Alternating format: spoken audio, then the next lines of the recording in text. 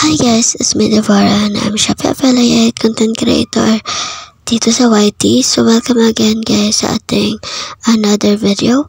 So our topic today is how to delete our FB page. And then mag-open lang kayo ng inyong application, tapos pumunta kayo sa 3 lines. Ang pagbalik niyan, makikita nyo na yung inyong page. Scroll nyo nga lang yan guys, and then makikita nyo na yan guys. Hanapin nyo lang guys yung page and control, tapos may nakalagay dyan guys, deactivated na inyong page or delete guys. Pipindutin nyo lang yung delete para saradong delete na talaga guys.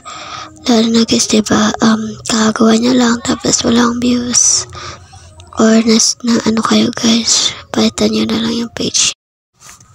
And guys, huwag nyo pala kalimutan maglagay ng password kasi request na Facebook yan guys. So, lagyan natin lang ng password.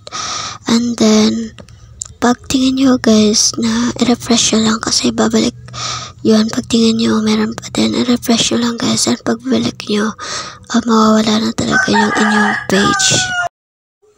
If nagustuhan nyo yung mga ganitong content, don't forget to subscribe and like nyo na din ito guys sa ating YouTube channel. Thank you so much sa panonood and God bless.